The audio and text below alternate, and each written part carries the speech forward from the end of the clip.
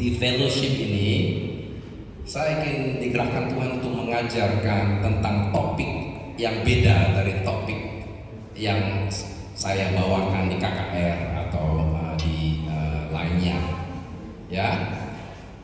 Nah, judulnya topik malam ini, setelah topik boleh tanya jawab, dan setelah tanya jawab saya buka dengan doa pemotongan kutub masal tentang topik ini, dan setelah itu baru yang mau dilayani kita layani secara umum saja, ya, tidak spesifik. Kalau mau spesifik seperti yang pernah saya layani di sini bisa one on one perorangan di Zoom dan lain-lain supaya lebih dalam, ya kan? Ya, oke. Hari ini topiknya tentang hutang dan masalah keuangan keluarga. Hutang dan masalah keuangan keluarga. Nah, saya tidak ada rencana bicara tentang ini sampai kira-kira 2 jam lalu. Saya berdoa sama Roh Kudus, dan Roh Kudus gerakkan saya untuk bicara tentang ini. Waktu kita di Karangliwar itu ya. Oke. Di Karangliwar ada pertanyaan dari jemaat. Dia menanyakan, pastor, dari belakang itu saya ingat laki-laki, bagaimana kalau kita dapatnya 1-2 juta tapi kepingin yang 10 juta? Berarti boleh dong memuaskan hati dengan pinjam dan cicilan? Saya bilang iya, enaknya di depan, susahnya di belakang, ya kan? Dan mesti dibedakan apa yang kita perlukan dengan apa yang kita maui. Itu beda, nggak sama. Nah, kita didik, anak-anak kami juga dididik dari awal. Papa, aku minta bubble tea. Wah, anak-anak gitu kan, bubble tea pak. Loh, tiap 2 hari kok bubble tea, aku bilang. Itu kamu perlu atau kamu mau? Ya mau sih pak. Ya nggak bisa, ya kan? Mesti bisa mengendalikan, ya, hawa nafsu masing-masing sesuai dengan yang Tuhan berikan, ya kan? Karena Ibrani 13 ayat 5 Tuhan bilang, ya, cukuplah dengan apa yang aku berikan, ya, tentang uang jangan takut, kata Tuhan, karena aku tidak pernah meninggalkan engkau dan aku tidak pernah membiarkan engkau. Jadi jangan takut, tapi cukuplah dengan apa yang Tuhan berikan. Maksudnya puaslah, jangan wah aku kalah mbak dia. Nah, dia di IG kelihatan punya yang baru, aku mesti punya HP yang baru. Nah itu bahaya, ya. Ada suatu kasus yang saya layani, suami istri, di mana istrinya yang mengurus keuangan keluarga, bayar listrik pastor, bayar susu, ya, bayar makan. Nah, suaminya tiba-tiba mau beli HP baru. Nah, istrinya langsung stres, berantemlah mereka, ya kan? Nah, suami nanya saya, ya nggak apa-apa toh pastor, aku kepingin jadi bandingkan dengan teman-teman kerjaku. Ya kan HP-nya baru. Saya bilang memang HP lama rusak. Enggak sih pastor. Ya kenapa mesti beli HP baru? Ya kan? HP saya nggak tahu 5-6 tahun sudah, tetap masih jalan baik. Ya kan? Kalaupun mesti beli, kenapa mesti beli baru? Ya kan? Bisa beli second hand, ya kan? Jadi kita harus bijak, ya. Jangan sampai berantem gara-gara masalah kemauan daging. Ya, oke, hutang dan masalah keluarga. Banyak kasus yang saya layani, prim itu orang yang saya layani, ya, person receiving ministry. Mungkin saya sudah layani kasus DI, sesi DI mungkin sudah hampir 6.000. Saya sudah nggak hitung lagi, di atas 3.000, ya, kira-kira di atas 6.000. Dan banyak juga dari Kalimantan, ya, Jawa dan lain-lainnya, Singapura, Australia, ya, Amerika, UK, Afrika dan lain-lainnya. Banyak yang problemnya itu zaman sekarang terlilit hutang. Tahu terlilit hutang ya? Ada satu hutang, gali lubang, tutup lubang, gali lubang, tutup lubang, sampai akhirnya pinjol. Tahu pinjol ya? Saya dulu nggak tahu pinjol apa. Ya, saya nggak tahu pinjol apa. Sampai akhirnya bapak ini mengaku, pastor, saya ada pengakuan. Ya, kenapa Pak? Saya banyak pinjol. Apa itu pinjol? Pinjaman online. Loh, pinjaman online? Kenapa? Ya, saya lihat di Instagram, pastor. Jadi saya klik. Nah, itu uang datang, tapi bunganya besar. Hah? Bunganya berapa? Berapa saya lupa itu, 5-6% per bulan kalau nggak salah. Saya pikir, waduh, itu dikali 12 berapa per tahun?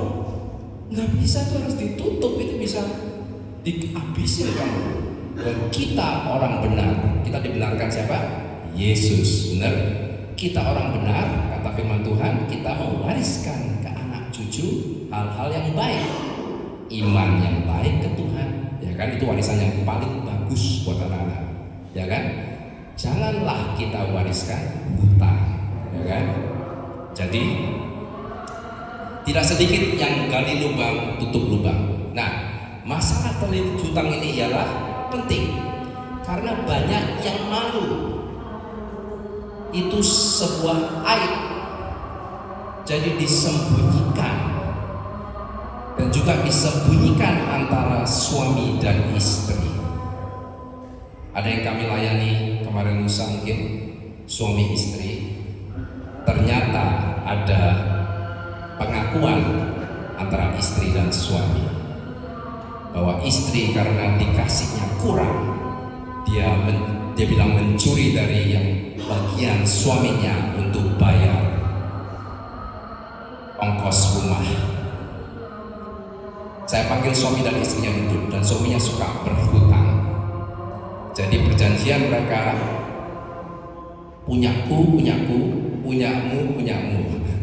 Suami bayar hutang, istri yang bayar ongkos rumah tangga. Saya bilang tidak bisa kayak begitu. Karena kita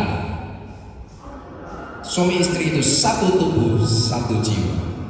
Dan juga secara keuangan juga satu tubuh, satu jiwa. Kalau engkau ambil dari kantong kanan atau kantong kiri, itu adalah satu celana jeans, bukan celana yang berbeda. Ya, ada suami istri bilang sama saya, dia masih hutang sama saya, pastor. Suami saya masih hutang sama saya segini, saya hitungin semua. Saya bilang, tolong deh, jangan konsep hutang antara suami istri. Alkitab aja bilang jangan berhutang, apalagi dengan suami istri, ya kan? Oke.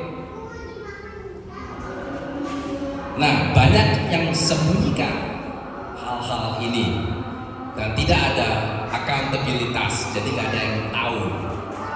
Jadi hutang berhutang berbunga makin menjalar sampai akhirnya problem telepon pastor. Ini gimana pastor? Saya bilang, kok kamu tidak kasih tahu istrimu atau kasih tahu saya dari 3 tahun lalu? Kenapa kasih tahunya sekarang yang hutangnya sudah menjalar? Ya, jadi jangan sampai menjalar. Kalau ada problem hutang, selesaikan secepatnya. Sakit pastor, kalau selesaikan nanti aku dimarahin be istriku, dimarahin be pastor. Lebih enak kalau cabut plester cepet, betul? Daripada lama-lama borok, ya kan? Jadi selesaikan secepatnya. Dan juga banyak pertanyaan-pertanyaan tentang hutang. Contohnya, Alkitab bilang apa pastor tentang hutang? Ya, nanti saya jelaskan. 2, pastor, kalau saya berhutang boleh nggak saya nggak perpuluhan? Nah, saya jelaskan nanti ya. Nomor 3, pastor, Kalau saya berhutang, bagaimana saya perpuluhan dan membiayai orang tua? Boleh nggak saya tidak membiayai orang tua yang sakit contohnya? Karena saya tidak ada uang berhutang, ya. Dan karena saya perpuluhan, jadi nggak cukup uangnya buat orang tua yang sakit. Gimana pastor? Nah, itu dijelaskan nanti Alkitab. Dan yang berikutnya, pertanyaan, apakah ada roh-roh jahat di belakang hutang? Jawaban saya, ada. Dan ada kutub keturunan, ya. Jadi saya mulai dengan kesaksian dulu. Ada seorang wanita di Surabaya, saya layani. Ternyata dia terlilit hutang. Dan dia punya kartu kredit 6 sampai 10. Dipakai semua, gali lubang, tutup lubang. Walaupun pendapatan dia banyak, tapi semuanya habis. Ya, termasuk judi dan lain-lain. Nah, suatu hari dia mengaku sama saya. Di belakang roh hutang sering ada roh bunuh diri. Karena kalau sudah kepepet, akhirnya suara-suara roh jahat bilang, ya udah, bunuh diri aja, beres. Dari mana saya tahu? Karena saya pernah usir roh jahat tentang terlilit hutang. Dan satu grup ada roh bunuh diri. Ya, ingat ya, sejak diusir dalam nama Yesus, orang itu tidak lagi mendengar di hati dan kepala suara dorongan untuk bunuh diri lagi. Ya, nah, kesaksian ini terus perempuan ini akhirnya mengaku dan saya layani DI. Di DI manifest demon. Saya cari yang paling senior. Saya bilang, apa tugasmu di sini? Membuat anak ini terlilit hutang selama-lamanya. Saya tanya, kamu sudah berapa generasi di sini? Saya sudah di sini 50 generasi. Saya lupa dari bapaknya atau ibunya ya. Nah, saya tanya, kamu masuk dari dosa apa 50 generasi lalu? Kakek moyangnya 50 generasi lalu tidak bayar hutang dan dikutuki semua keturunannya sampai sekarang. Nah, karena masih ada kuasa hukum, roh jahatnya saya turunin dulu, turun kamu turun. Sister naik, saya naikkan kornya. Sister, aduh, ternyata saya tahu kenapa Anda terlalu tertarik dengan hutang dan terlilit karena orang tuamu pasti juga sama. Ya betul pastor, orang tuaku juga terlilit. Kakekmu, iya kakek saya dulu juga. Wah, ada roh jahat yang sudah 50 generasi menjalankan kutukan dari orang yang utangi kakek moyangmu dan tidak dibayar. Ya, jadi belum dibereskan. Jadi sering di pelayanan pelepasan itu terjadi pemberesan dosa. Ya, maka itu akar pelayanan pelepasan tobat, pertobatan. Betul? Dosa kita, dosa-dosa di atas kita itu dibereskan, pesugihan, tidak bayar hutang dan lain-lainnya. Ya, begitu saya bilang sama perempuan ini, ayo ikuti saya dalam nama Yesus. Aku minta ampun Tuhan dari semua yang tidak bayar hutang, dari saya, orang tua saya, kakek nenek moyang saya sampai 50 generasi. Saya batalkan semua dan kutuk-kutuknya dalam nama Yesus. Sudah dibatalkan, saya panggil rohnya. Kamu naik. Naik rohnya, saya lupa siapa nama atau siapa. Rohnya naik. Saya tanya, ada kuasa hukum nggak? Tidak ada. Ada alat-alat di sini? Ada. Cabutin alat-alatnya. Cabutin. Roh jahat itu buka di sini. Saya bilang, apa itu yang kamu buka? Lempeng tembaga yang blok berkatnya. Ya kan? Ada di Malakai 3:8-15. Tuhan bilang bukakan supaya heaven menurunkan berkat-berkat. Kalau orang itu persembahan dan lain-lain. Itu Malakai 3 ya. Nah, itu roh jahat itu menurunkan lempeng tembaga, ya. Terus saya usir ke jurang maut dalam nama Yesus.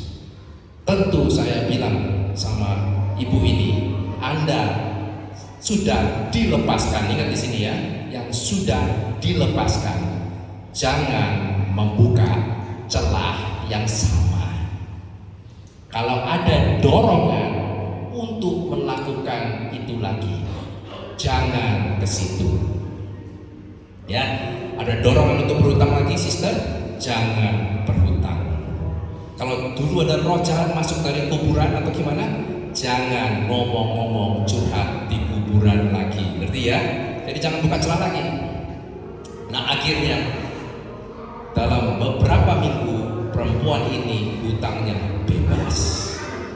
Tuhan membebaskan dia, dan sampai sekarang dia tidak berhutang. Amin. Haleluya. Oke. Apa kata Alkitab? Ya.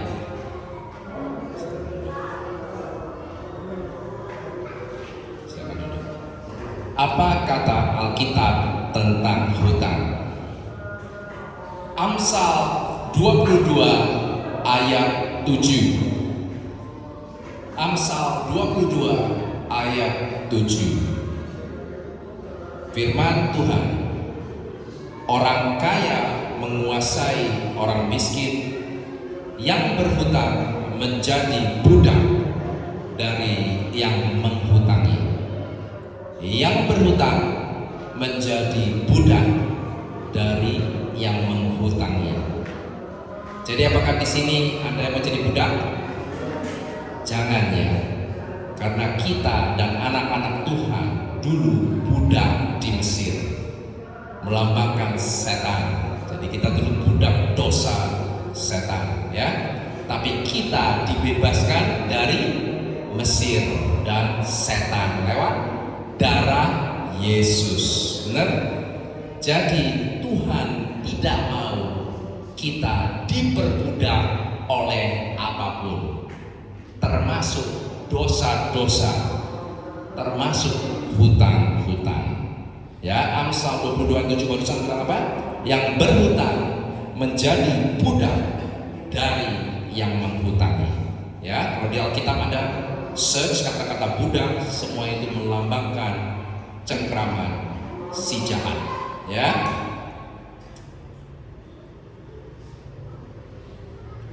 Terus di Amsal 22 ayat 26 sampai 27. Amsal 22 ayat 26 ada 27. Di sini ada yang catat, jadi saya ulangi tadi ya. Itu ditulis firman Tuhan. Juga jangan engkau menjadi penanggung jawab hutang orang lain. Ini penting ya. Jangan jadi garantor atau penanggung jawab hutang orang lain. Itu bahaya ya. Nah, itu saya juga ada pengalaman yang saya lihat di teman-teman saya yang menjadi garantor hutangnya orang, termasuk hutang saudara dan lain-lain. Akhirnya problem. Banyak yang saya layani sama saudara puluhan tahun tidak komunikasi lagi gara-gara masalah uang. Saya ulangi ya, banyak yang saya layani walaupun saudara tidak berkomunikasi puluhan tahun gara-gara masalah uang. Solusinya apa? Kita yang Kristen, umpamanya saudara kita bukan Kristen, kita yang Kristen, ayolah berdamai duluan.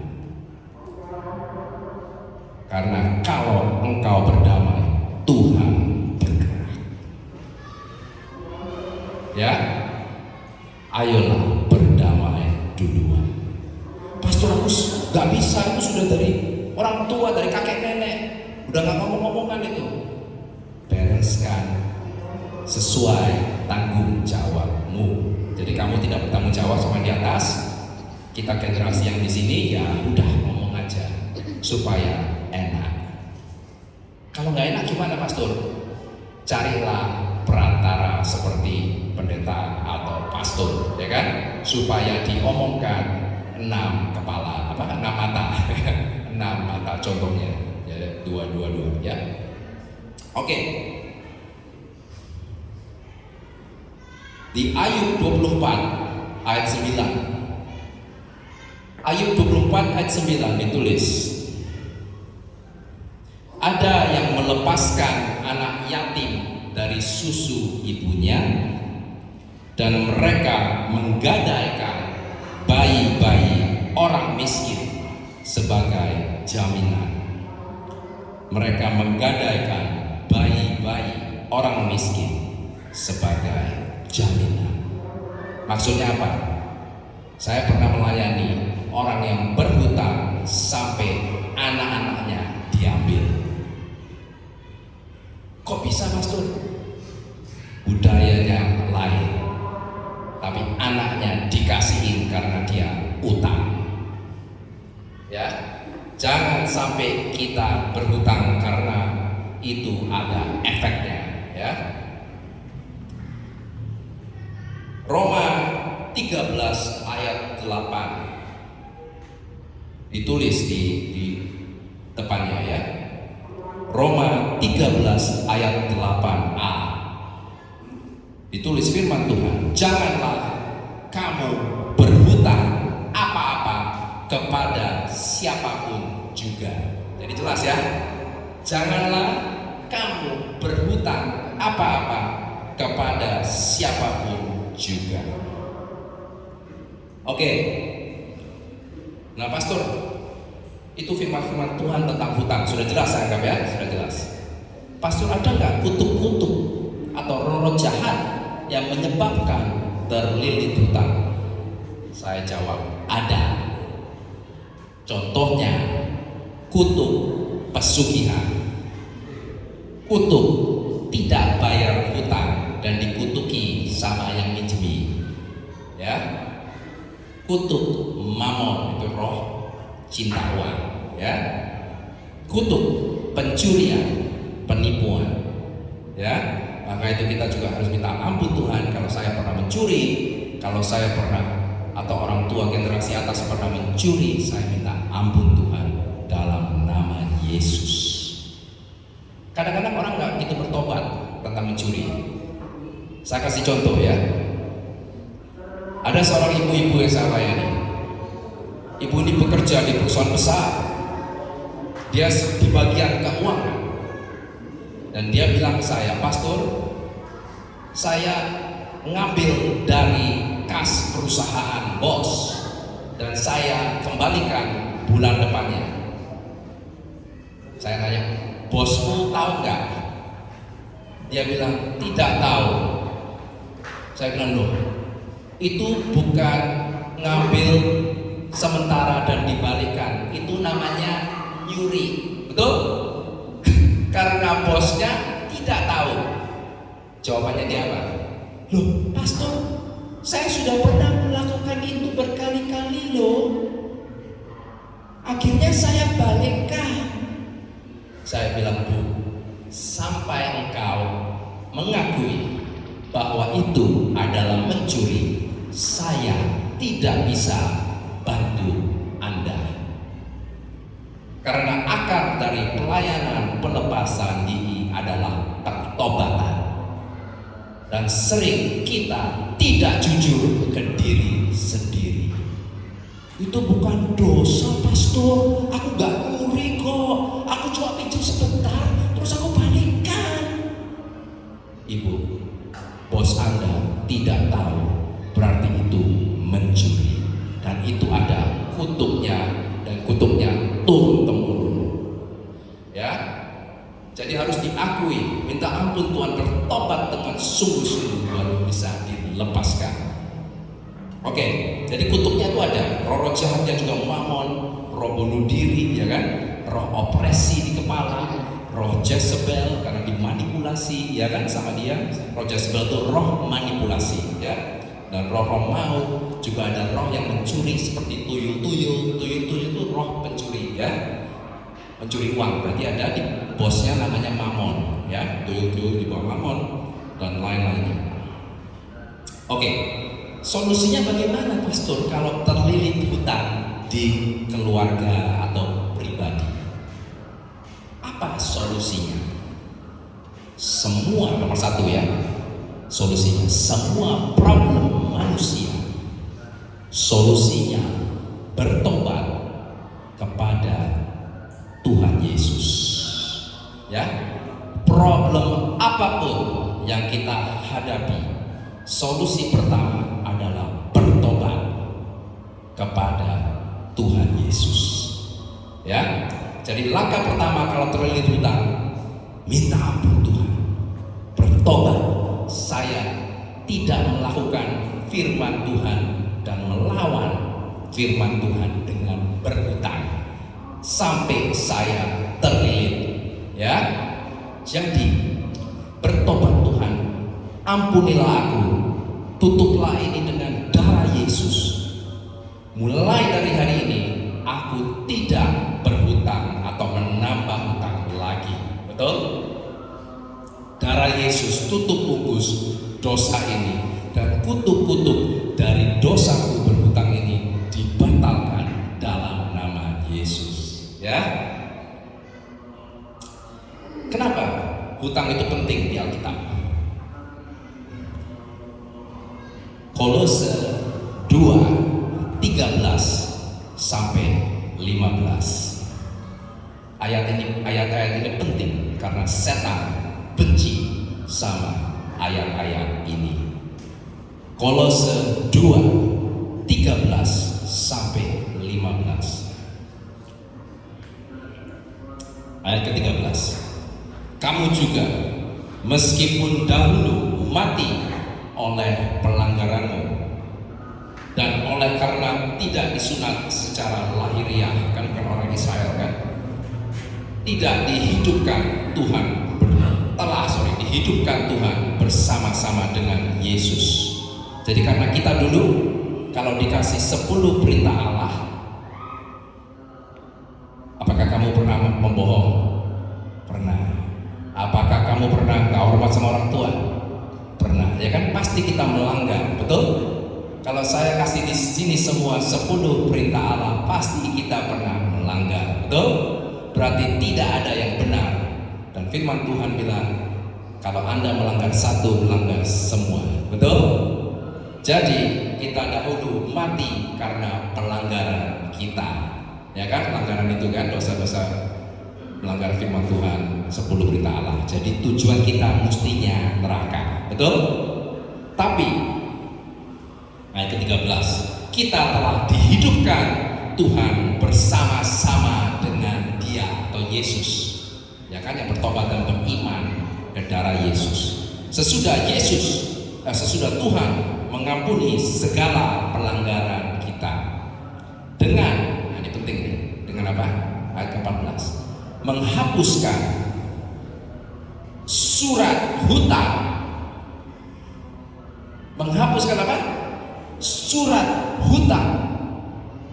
Berarti hutang itu adalah dosa. Berarti dosa adalah seperti hutang. Ya. Kalau kita bertobat dari dosa-dosa tapi belum terima Yesus, apakah cukup?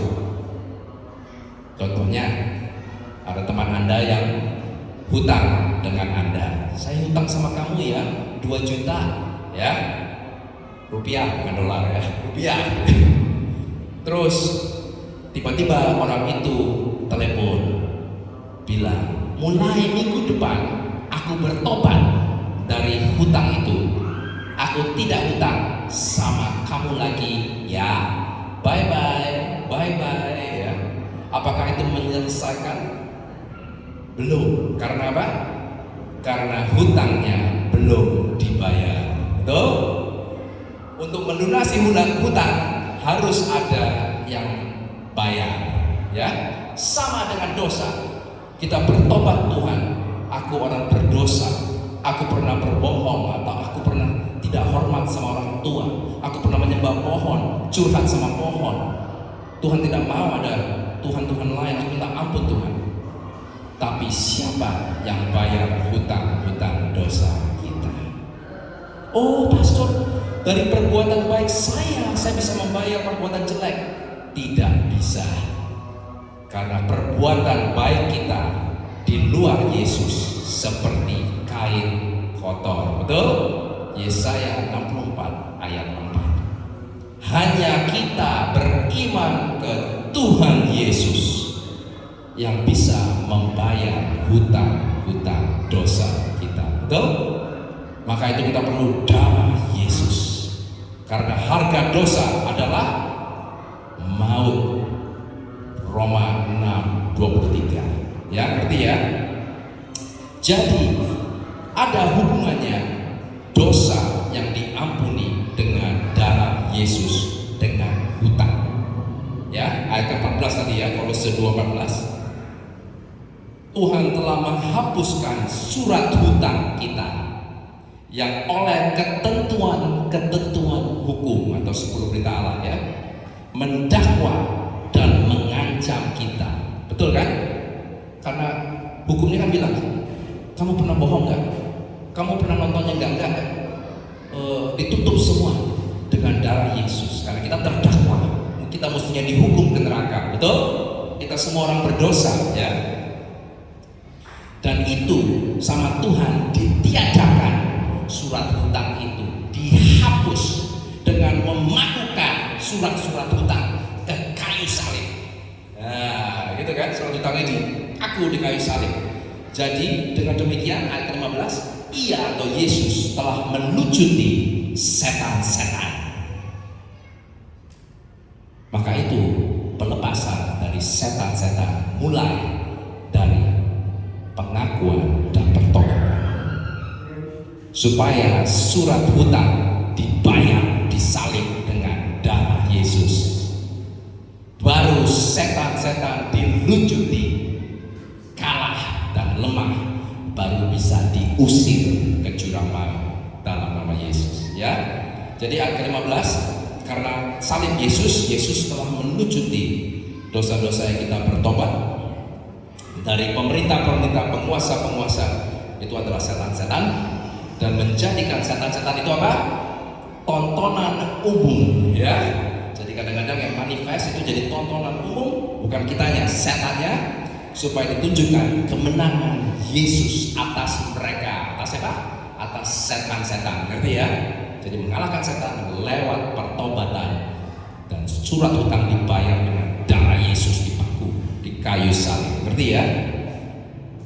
Jadi solusi pertama adalah bertobat dan lewat darah Yesus dan hindari ya, komitmen di diri sendiri bahwa Tuhan, aku tidak mau berhutang atau menambah hutang lagi. Nah, ada yang bilang sama saya, gak apa-apa toh pastor, aku bisa cicil. Di Alkitab kata-kata cicil tidak ada, dan bukan aja tidak ada, tapi melawan Alkitab. Ya, kata-kata cicil tidak ada. Ya. Terutama hutang dengan bunga tinggi seperti kartu kredit itu tidak baik. Ini ada satu poin saya sudah bilang, jangan jadi musuhan karena masalah hutang. Waduh, sering saya ketemu, tadi saya sudah bilang ya, puluhan anak ngomong, saudara-saudari itu, saudara-saudarinya tidak ngomong karena warisan. Ada yang pernah saya marahi karena warisan, kakak-kakak beradik main santet-santetan, sampai saya marahi. Saya bilang, saya keluarin itu dukun-dukunnya, santet, roro maut dalam nama Yesus. Tapi kalau kalian tidak berdamai, semua kakak beradik minta diri. Kalau tidak berdamai, saya tidak mau layani lagi. Stop santet-santetan. Ya, Tuhan Yesus bilang apa? jagalah hatimu supaya tidak ada keinginan pembagian warisan yang lebih dan tidak adil dan lain-lain, ya kan? Ketamakan. Jagalah dari segala macam ketamakan, betul? Jangan sampai kayak gitu, sampai ada santet-santet kan. Loh, kalau disantet pastor kan DE mati duluan, jadi warisannya bisa ke kita. Saya sampai geleng-geleng terus tadi. Kalau di pelayanan ini kadang-kadang sampai saya itu geleng-geleng, ya, sampai caranya begitu supaya uangnya turun ke dia.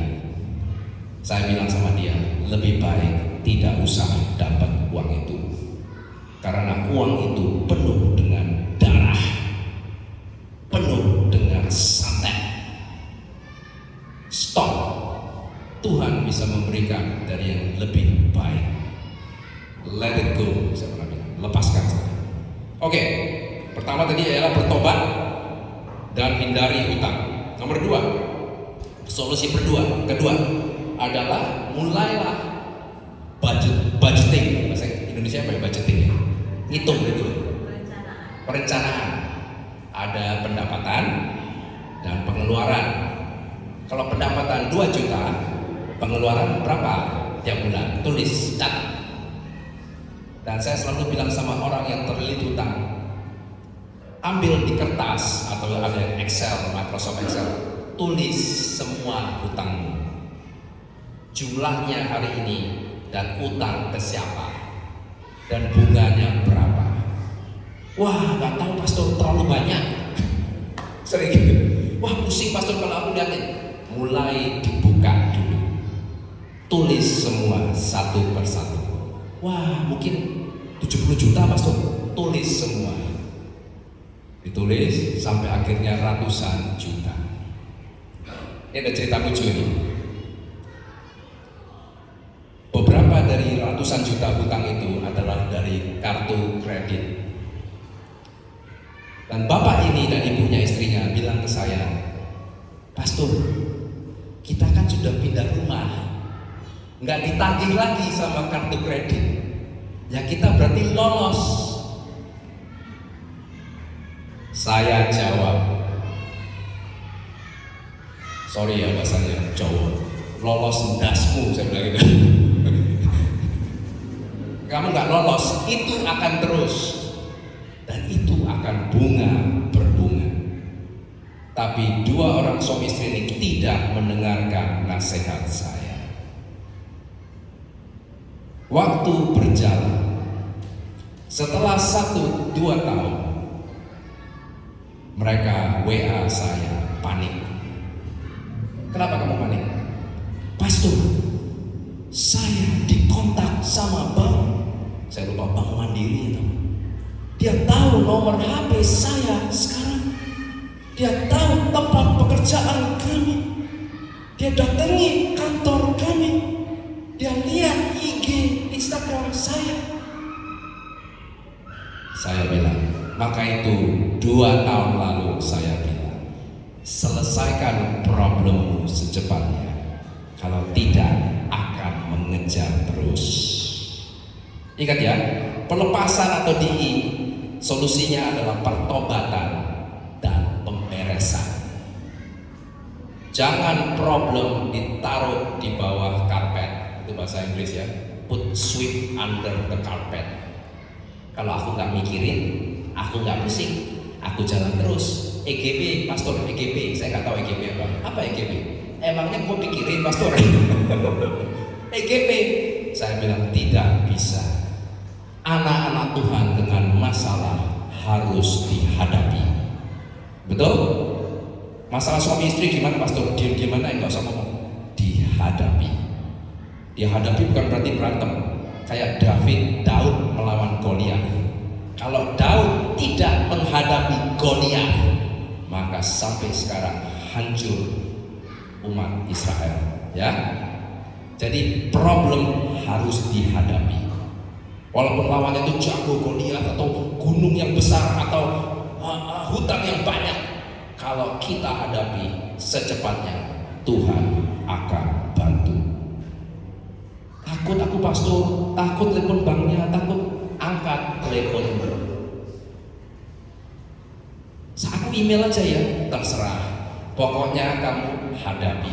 Jangan sampai kasus suami istri itu 2 tahun setelah problemnya saya suruh hadapi, dikejar-kejar sama bank. Akhirnya terpaksa mereka pinjam lagi dari keluarga untuk bayarin hutang bank itu. Ya, jadi jangan sampai terlilit seperti itu. Mesti bisa budgeting, jadi apa? Perincian, perencanaan, ya. Mesti melihat pendapatan dan pengeluaran.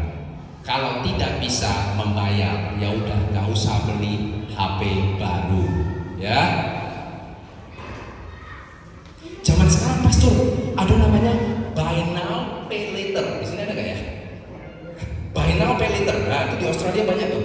Beli sekarang nggak usah bayar, bayarnya nanti. Buy now pay later itu kebiasaan jelek. Kalau saya ajarin anak-anak, kalau nggak bisa bayar lunas, nggak usah beli. Betul? Saya ulangi ya, kalau nggak bisa bayar lunas, nggak usah beli. Loh, kalau nggak kuat gimana? Ya nyewa aja. Kalau perlu, kalau nggak perlu nggak usah. Ya. Dan mesti ajarkan budgeting atau perencanaan ke anak-anak cucu kita sedini mungkin. Jangan kalau mau bubble tea tiap minggu dibelikan, jangan. Papa aku mau McDonald. Loh, minggu lalu sudah McDonald, aku mau McDonald lagi. Harus direncanakan supaya bisa pengendalian diri, betul? Dari dini, ya. Oke, itu solusi pertama tadi, bertobat kepada Tuhan kalau terlilit hutang dan berkomitmen untuk tidak berhutang lagi. Nomor 2, budgeting atau perencanaan diajari dari kecil, betul? Tiap bulan, tiap minggu kalau perlu. Nomor 3, solusi tentang uang ada di Alkitab adalah menabur secara konsisten. Ya, Tuhan Yesus pernah bilang ke murid-muridnya, jika engkau berdoa, berdoalah tanpa kelihatan orang, betul? Supaya engkau diberi reward dari Tuhan yang tersembunyi. Tuhan yang tersembunyi juga bisa mereward Anda, ya. Terus Tuhan juga bilang, jika engkau berdoa, jika engkau puasa, puasalah, jangan ngomong-ngomong aku lagi puasa loh, ya. Tapi biarlah orang tidak tahu engkau lagi puasa, betul? Nomor 3, jika engkau memberi, betul? Janganlah orang-orang tahu engkau memberi, supaya Bapakmu di surga mereward Anda. Bahasa Indonesia apa rewardnya? Bapak menghadiahkan Anda yang melakukan itu dengan sembunyi, ya. Oke. Jadi kalau 3 itu mesti dilakukan dengan sembunyi. Kalau kita mau mengalahkan mamon dan hutang dan roh-roh cinta uang, takut miskin, solusinya kita harus memberi secara konsisten, ya. Nah, kalau hutangnya banyak, tidak ada uang, bilang sama Tuhan, saya berkomitmen hanya bisa memberi minimum segini kalau lagi susah, tapi jangan nol. Bisanya cuma 20.000 rupiah, tidak apa-apa, karena di situ Tuhan lihat komitmen Anda. Dan ada roh-roh jahat yang bagian uang yang kalah kalau Anda memberi secara konsisten, ya. Itu pengalaman saya juga. Saya mulai memberi tahun 2004 Januari, karena firman Tuhan di Malakai 3:8-12 ditulis, cobailah aku tentang ini, kalau engkau memberi perpuluhan maka aku akan membuka, dan lain-lain, ya kan, Malakai. Nah, saya jadi coba, saya punya Excel ya untuk budgeting, perencanaan itu. Setiap hari masuk keluar sini, masuk keluar ya. Nah, terus dari pendapatan perpuluhan lebih dikit kasih. Januari 2004 ternyata Tuhan membuka jalan. Ya, kadang-kadang dari kebodohan saya juga karena dulu nggak tahu tentang hutang, saya terlilit hutang. Ya, tapi akhirnya saya bertobat dan Tuhan lepaskan. Saya yakin itu juga karena Tuhan membantu saya lewat komitmen saya untuk memberi secara konsisten, ya kan? Oke, nomor 3, menabur secara konsisten. Ayatnya di mana? Galatia 6 ayat 7 sampai 10. Galatia 6 ayat 7 sampai 10. Firman Tuhan, jangan sesat. Tuhan tidak membiarkan dirinya dipermainkan. Karena apa yang ditabur orang itu juga yang akan dituainya. Ayat ke-8. Sebab barang siapa menabur ke dalam dagingnya, ia akan menuai kebinasaan dari dagingnya. Tetapi barang siapa menabur dalam roh, ia akan menuai hidup yang kekal dari roh itu. Nomor 9, janganlah kita jemu-jemu berbuat baik. Itu maksudnya memberi, ya, konteksnya. Karena apabila sudah datang waktunya, kita akan menuai. Jika kita tidak menjadi lemah. Maksudnya apa? Kadang-kadang kita memberi tapi kok tetap sangat, pastor, tetap susah. Jalan terus, jangan nyerah. Jalan terus, memberi secara konsisten. Walaupun lagi susah ya, komitmen minimum segini contohnya. Saya itu ada kayak gitu ya. Sampai akhirnya engkau akan menuai. Itu kesaksian hidup saya juga ya. Ayat ke-10. Karena itu, selama masih ada kesempatan bagi kita, marilah kita berbuat baik atau memberi kepada semua orang, tapi terutama kepada kawan-kawan kita yang seiman. Ya, sesama Kristen saling bantu-membantu pekerjaan-pekerjaan Tuhan itu sangat baik dan kita akan menuai, dan juga bukan kita saja, tapi anak cucu kita. Ya. Karena itu ada di kitab Ibrani. Oke, ada satu evangelis namanya Daud Tony, mungkin tahu di sini ya, Tony Daud. Kita undang Tony Daud juga ke pembicara sebagai pembicara di Vincero bulan Maret kalau nggak salah. Nah, Tony Daud adalah bekas dukun ya di Indonesia, dan dia sekarang menjadi hamba Tuhan setelah dilepaskan. Dan Tony Daud di pengalamannya bilang orang pelit paling gampang disantet. Ya, saya bilang ya, orang pelit paling gampang disantet. Dan berarti orang yang menderma sulit disantet. Betul? Nah, dia pernah bilang gitu, dan kita juga tahu dari kebenaran firman Tuhan.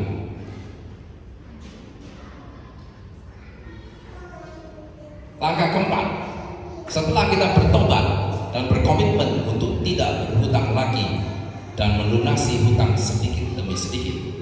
Nomor 2, berencana atau budgeting untuk menghitung pendapatan dan pengeluaran. Nomor 3, memberi secara konsisten. Maka solusi keempat, di waktunya Tuhan kita akan dibebaskan. Nah, disinilah ada firman Tuhan di 2 Raja-Raja 6. 2 Raja-Raja 6 1 sampai 7. Ya, solusi 4 ini ya. Surprise-nya Tuhan. 2 Raja-Raja 6 1 sampai 7. Pada suatu hari berkatalah rombongan nabi kepada Elisa, "Cobalah lihat, tempat tinggal kami di dekatmu ini adalah terlalu sesak buat kami." Ayat kedua, "Baiklah kami pergi ke sungai Yordan dan masing-masing mengambil satu balok dari sana, supaya kami membuat tempat tinggal untuk kami. Maka jawablah Elisa, pergilah, laksanakan. Ayat ketiga, lalu berkatalah seorang, silakan ikutlah dengan hamba-hambamu ini. Jawabnya, baik, aku akan ikut. Ayat keempat, maka ikutlah ia, Elisa, ya, Nabi Elisa, dengan mereka. Setelah mereka menebang pohon-pohon. Ayat kelima, dan terjadilah ketika seorang sedang menumbangkan sebatang pohon, jatuhlah mata kapaknya ke dalam air. Lalu berteriak-teriaklah ia, wahai tuanku, itu barang pinjaman. Kalau bahasa Indonesia cilaka atau mateng kon gitu kan. Itu pinjaman. Ayat ke-6, tapi berkatalah abdi Tuhan Elisa, kemana jatuhnya kepala kapak itu? Lalu orang itu menunjukkan tempat itu kepadanya. Kemudian Elisa memotong sepotong kayu, menamakan salib Yesus, ya, lalu dilemparkannya ke sana. Maka timbullah mata kapak itu dibuatnya. Ayat ke-7, lalu katanya Elisha, ambillah. Orang itu mengulurkan tangannya dan mengambilnya. Secara logika manusia tidak masuk akal. Besi berat masuk ke dalam air bisa mengapung, betul? Tapi kalau kita sudah bertobat dari terlilit hutang dan berkomitmen untuk tidak berhutang lagi, bertobat dengan darah Yesus, ya kan? 2, kita budgeting atau berencana. 3, kita memberi secara konsisten. Maka 4, miracle atau keajaiban Tuhan akan terjadi di waktunya. Haleluya. Jadi akhirnya kesaksian kita menjadi aroma keharuman kemenangan Yesus. Ya, itu 2 Korintus 2 ayat 14. 2 Korintus 2 ayat 14. Jadi kemenangan kesaksian kita menjadi aroma keharuman kemenangan Yesus. 2 Korintus 2:14, tetapi syukur bagi Tuhan yang dalam Kristus selalu membawa kami di jalan kemenangannya. Dengan perantaraan kami ia menyebarkan keharuman pengenalan akan dia di mana-mana. Ya, jadi tujuan kesaksian itu apa? Supaya nama Tuhan Yesus dimuliakan dan ada harumnya dari kesaksian itu. Jadi saya akan bersaksi sebelum saya tutup dengan ini, terus saya buka dengan pertanyaan, ya, bahwa saya dulu sebelum jadi hamba Tuhan, saya terlilit hutang, dan hutang saya sampai di luar hitungan. Padahal dengan usaha pabrik dan lain-lain kita berusaha sekuat mungkin. Tapi kalau customer, nasabahnya customer tidak bayar, kita juga susah, betul? Sampai akhirnya hutang saya 45M. Saya dipanggil ke pengadilan. Waktu masuk ke pengadilan, semuanya orang bule, ya kan? Saya di Australia. Kaki saya gemeter kayak gini, tidak bisa stop. Tiba-tiba Tuhan kirimkan, karena saya berkomitmen, saya akan hadapi. Kaki gemeter, saya hadapi. Saya masuk ke ruang pengadilan, saya ingat, di Australia. Saya duduk di sebelah kanan, penuntut duduk di sebelah kiri. Ada 2 penuntutnya, supplier bank, ya toh, mencari semua. Tiba-tiba saya dikirimkan seorang barrister atau pengacara senior yang saya tidak kenal. Orangnya botak, pakai topi, orang bule, saya tidak kenal. Dia masuk, dia duduk, dan akhirnya dia bela saya. Saya masuk situ sudah siap di penjara, sudah siap terima konsekuensi. Tapi tiba-tiba pengacara barrister ini berdiri dan dia membela saya. Apa yang dia omongkan itu, saking saya stresnya, tidak masuk di kuping saya. Tapi saya keluar dari pengadilan itu dibebaskan. Haleluya. Sampai saya nyari pengacara barrister itu, mau saya kasih hadiah kue dan lain-lain. Saya kirimkan, sampai sekarang saya belum ketemu dia. Namanya siapa saja saya tidak ingat. Di jam kita yang paling susah, kalau kita konsisten, Tuhan mengirimkan pembantu. Bahwa dia seorang mediator. Saya tidak bisa ngomong. Yang ngomong mediator saya menghadap yang nuduh di depan hakim. Jadi sekarang saya ngerti bahwa Tuhan Yesus itu yang ngomong.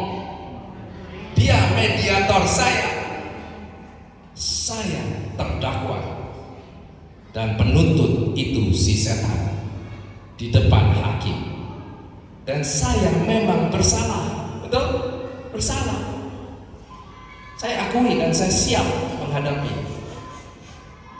Tapi pembela saya, yaitu Yesus, melepaskan saya.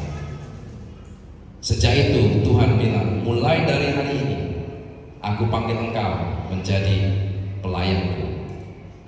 Di suatu hari aku akan mengurapi engkau dan ajarilah orang-orang untuk tidak berhutang. Itu salah satu misi saya. Terus di suatu hari di Oktober 2020, urapan Roh Kudus datang di saya di pelepasan.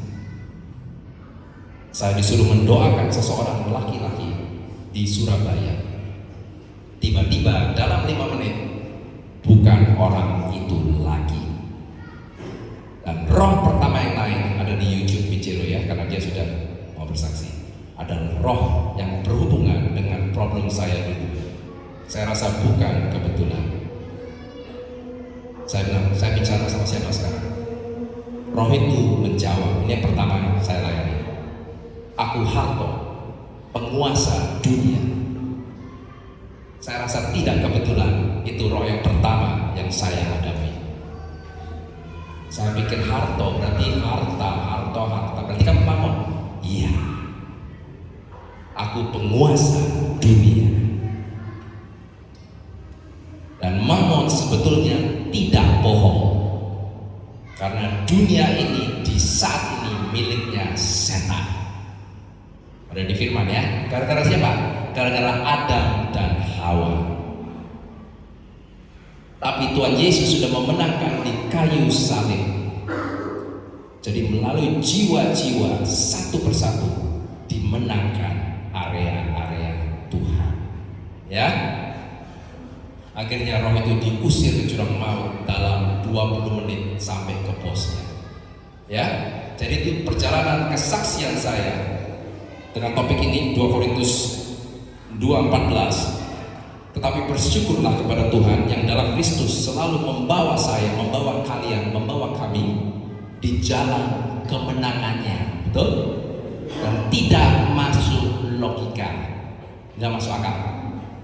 Dengan perantaraan kami, ia menyebarkan keharuman pengenalan akan dia di mana-mana. Jadi sampai sekarang saya tidak berhutang. Malah saking Tuhan berkati, saya mikir ini mana cari yang bunganya lebih banyak banknya, deposito, ya kan? Lain pikirnya dari lain. Dan saya ajarkan anak-anak jangan berhutang. Ya, semoga ini memberkati. Ini sesuatu topik yang saya tidak rencana memberikan, tapi Tuhan mengajarkan untuk ini diajarkan malam ini. Solusi pertama, bertobat kalau berhutang dan terhutang, berkomitmen tidak berhutang lagi. 2, berencana atau budgeting. 3, memberi secara konsisten. Dan 4, sabarlah tunggu pelepasan Tuhan. Ya, pelepasan itu hadiah Tuhan. Maka itu orang bilang sama saya, loh Pastor ini kok jadi pelepasan perorangan? Teman saya Pastor Deborah nanya, Pastor Deborah Kristanto nanya saya, wah Pastor Dri, saya ketemu dia di depannya, kami berdua, istri saya dan saya, Pastor Dri, kamu kok bisa ya? Pelayanan perorangan kayak gitu kok bisa gitu? Saya bilang sama Pastor Deborah, karena itu panggilan Tuhan, ya kan? Karena saya dibebaskan sama Tuhan dari setan. Maka itu saya melayani orang yang Tuhan kirim sampai tuntas, sampai selesai. Kalau orang yang tidak menyerah, benar-benar bertobat, saya akan melayani berjam-jam, saya akan terus. Dan saya juga bukan ajar melayani, Tuhan suruh saya untuk mengajarkan hamba-hamba Tuhan. Siapa yang mau belajar, saya siap mengajar. Ya, kita latih semua di sini. Jadi semua bisa. Karena musuh kita bukan denominasi lain. Ingat ya, setan tidak punya denominasi. Saya tidak pernah ketemu setan punya denominasi gereja A, gereja B, tidak ada. Setan bahkan tidak punya agama, betul? Setan itu hanya mau ngambil sebanyak-banyaknya jiwa manusia ke neraka. Karena manusia diciptakan sebagai gambaran Tuhan dan setan benci Tuhan. Maka itu kita harus siap melawan musuh kita yang bukan darah daging. Musuh kita bukan saudara-saudari kita. Musuh kita bukan gereja-gereja lain. Musuh kita bukan darah dan daging. Musuh kita adalah roh-roh jahat, penguasa-penguasa, penghulu-penghulu, dan roh-roh di udara jahat di dalam manusia menjadi alat-alatnya. Jadi kita harus ngerti musuh kita siapa dan kita harus lawan dalam nama Yesus.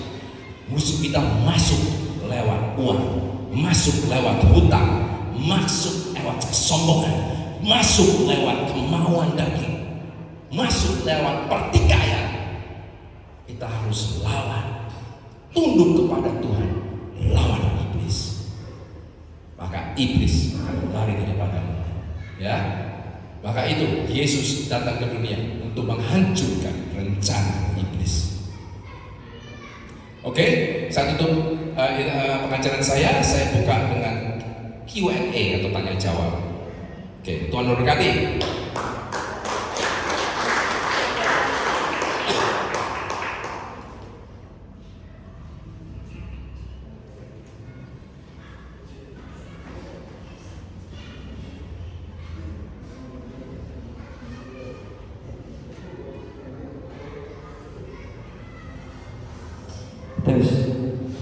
Oke, luar biasa. Boleh sekali lagi tepuk tangan kita untuk Tuhan Yesus dengan segala kemuliaannya.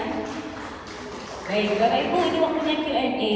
Bapak Ibu jangan malu, sungkan untuk tanya apapun selama mungkin di pikiran Bapak Ibu ada terbesit ingin tanya ini itu, silahkan. Mumpung ada Pastor Import ya, bukan import. Kita datangnya di sini, Pastor boleh dan mungkin menjawab semuanya. Tidak hanya tentang hutang piutang ya, Pastor ya. Boleh tentang apapun, utuhkah, butuh keturunan kah, atau mau apapun yang ditanyakan berkaitan dengan apa yang ingin Bapak Ibu tiba-tiba muncul di pikiran Bapak Ibu. Boleh, silakan. Atau saya coba untuk stimulus dengan pertanyaan kalau berkaitan dengan hutang piutang adalah, Pastor boleh nggak ya? Saya pernah nemuin pasangan suami istri karena sama-sama sukses, akhirnya hartanya itu dibuat dan datang ke notaris untuk pisah harta. Itu seperti itu gimana, Pastor? Desain Tuhan adalah suami istri jadi satu tubuh, satu jiwa, betul? Dan setan juga tahu hal itu. Setan tidak suka sama pernikahan, ya. Setan berusaha untuk membuat pernikahan hancur. Karena Alkitab mulai dari pernikahan, betul? Dan Alkitab juga berakhir dengan pernikahan Yesus dan gerejanya. Ya. Jadi, kalau sudah didesain untuk menjadi satu, jangan dipisahkan hartanya. Konsep surat pisah harta itu melawan Alkitab. Karena membagi satu jadi dua. Jadi saya bilang itu aja sebagai ini ya, Iya. jawaban. Baik, kurang lebih seperti itu. Silakan mungkin Bapak Ibu yang pengen tanya apapun berkaitan dengan apapun juga. Jadi tidak hanya utang nih. Nanti kita jadi bahas keuangan ya. Tapi apapun boleh. Tentang sakit, tentang adat istiadat yang boleh atau tidak, kurang lebih seperti itu. Boleh, silakan Bapak Ibu. Atau mungkin yang saya temuin kemarin pas waktu kita ada, saya nggak tahu itu, saya lupa nggak di Ringu atau Karangliwar atau di Batu Licin ya. Suami istri itu punya konsep keuangannya sebenarnya satu pasar, tapi punya tanggung jawab masing-masing. Oke, kalau urusan hutang piutang, urusan dengan bank, urusan biaya ini itu aku. Tapi kalau urusan kebutuhan anak, urusan kebutuhan rumah, kamu. Sampai akhirnya yang begitu kebutuhan yang keluarga, keuangan anak-anak begitu kurang, istrinya bingung karena ngomong sama suaminya bilang nggak mau tahu, itu urusanmu, pokoknya urusanku, masalah mobil, cicilan ini itu beres. Kalau kamu ada kekurangan kebutuhan anak dan lain-lain, ya udah urusanmu. Akhirnya istrinya ambil uang tabungan tanpa sepengetahuannya suami. Yang ada dia kalau saya kita layani sampai mungkin migrain, vertigo, bingung harus ngomong apa ke suami. Seperti itu gimana Mas? Ya. Tadi saya sudah ceritakan juga ya tentang itu. Jadi kalau suami istri jangan keuangan itu uangmu, ini uangku. Kalau terjadi transfer berarti kamu minjem aku, kamu mesti kembalikan. Jangan itu sampai terjadi di pernikahan. Dan saudara-saudari, itu banyak terjadi di lapangan. Sampai saya geleng-geleng. Pastor, suamiku masih utang aku loh, 500.000 mau dibalikan. Hah? Apa? Ulang lagi. Suamiku masih utang aku 5.000. Gak salah denger tuh aku. Gitu ya. Jangan ada utang-utangan antara suami dan istri dan harus dikembalikan. Itu konsep di luar Alkitab dan melawan Alkitab ya. Ada suami pasar beli bensin, uangnya masih ini mah pinjam uangnya bensin dulu. Wah, namanya istri pasar urusan gitu ingat sampai ke dalam. Kemarin kamu pinjam uangku loh ya 500 kembaliin. Oke, yang lain Bapak Ibu boleh tanya apapun tentang adat istiadat mungkin, kutuk keturunan atau pelepasan apapun, sakit, kurang lebih seperti itu boleh. Silakan Bapak Ibu, jangan malu, mumpung ada pasar di sini, kita sama-sama tanya di sini untuk bisa ngerti semuanya bersama. Ya, ini tidak akan mengacu untuk perorangan, tapi mungkin kita bisa sama-sama belajar di sini. Seperti itu. Silakan, pertanyaan apapun. Saya suka pertanyaan soalnya. Ayo Kota Baru, nanyalah. Ringu nanya banyak, Karangliwar nanya banyak, Batu Licin juga. Ayo, saya mau mendengarkan pertanyaan. Angkat tangan, jangan malu. Atau ini sambil nunggu suami istri nih Pastor, saya lihat kan ada pasangan suami istri ini Pastor. Kalau istrinya udah kerja keras Pastor, terus suaminya mungkin kurang, mungkin kalau secara pendapatan istri lebih besar, boleh nggak sih Pastor istri itu terus akhirnya merasa dominan, saya yang paling banyak take care semuanya, suami saya itu begini begitu, kurang lebih seperti itu, bagaimana? Ya, memang di suatu fase kehidupan bisa di fase tersebut pendapatan istri lebih besar dari yang laki-laki, itu nggak apa-apa karena mungkin lagi penjajakan usaha baru lakinya dan lain-lainnya. Tapi secara keseluruhan desain dari Alkitab adalah Adam yang disuruh kerja, betul? Adam yang disuruh berpendapatan, ya. Yang perempuan bisa karena ada juga di Amsal 30 ya kan? 31 perempuan juga bisa, tapi yang dominan secara keseluruhan adalah yang suami. Tapi di dunia sekarang itu ada roh Isabel yang bekerja, yang mau membalikkan peran laki-laki dan perempuan. Malah dibikin bingung, laki dianggap sama perempuan. Malah tambah bingung lagi, laki bisa jadi perempuan dan perempuan bisa jadi laki. Benar kan? Di Amerika itu ada terapi hormon anak-anak dan lain-lain. Itu sudah ngawur. Salah dianggap benar, benar dianggap salah. Salah satu tanda akhir zaman, ya. Jadi kita harus ingat desainnya dari Alkitab, bahwa Tuhan menyuruh Adam untuk bekerja, ya.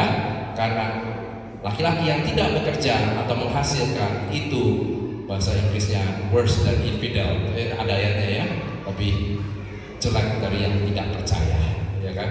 Oke, silakan.